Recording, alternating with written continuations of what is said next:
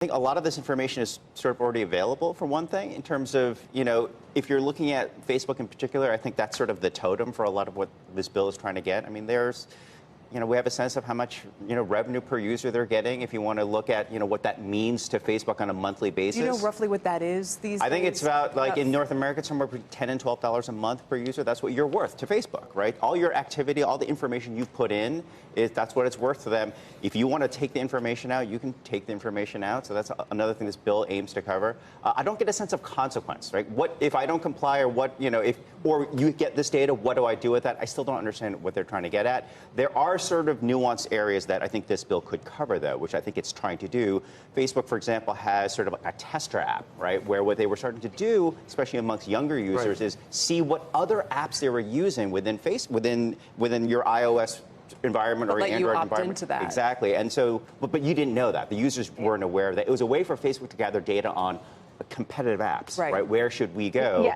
And I think I think Julia's got a sense of that as well. I think that's something that this bill seems to try to edge into, but without being it should be more explicit for those types of things, I think.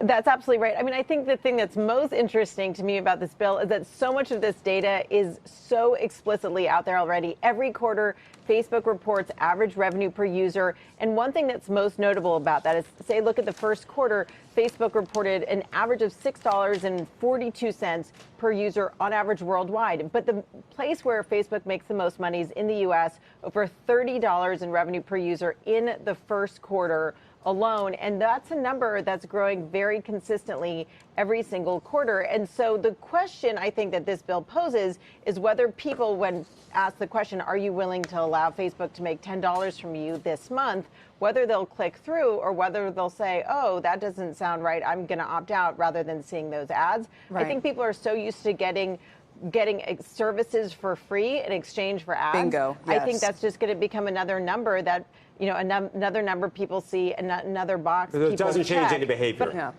Doesn't see change their behavior. We would, yeah. There's right now, I would say, actually, Kelly, you said before there's this obsession with privacy. I think there's an obsession with talking about privacy, right, but we've seen very little evidence that consumers really are going to be making any changes to their behavior. But just meaning you could as separate, a result of all these concerns. Yeah, and you could separate privacy out from how they're doing business, and further to the question of whether are consumers satisfied with the value they're providing to the company? Because the flip side of that is, okay, don't provide them the value, and then you can pay them 10 or 12 bucks yourself for the service. Right, exactly. So if I think people are used to getting it for free. They like that I can do so many things for free. Again, what's the consequence? What are you protecting exactly for the consumer beyond, well, now I know my data's out there in this form, it's worth this much to Facebook and to others. Now what? So Senator, what? Realistically, do you see any meaningful, real regulation that would have a big impact on the big tech companies coming in the next, let's say, 12 to 24 months? Yeah, I think something. I think making sure you can protect your own privacy.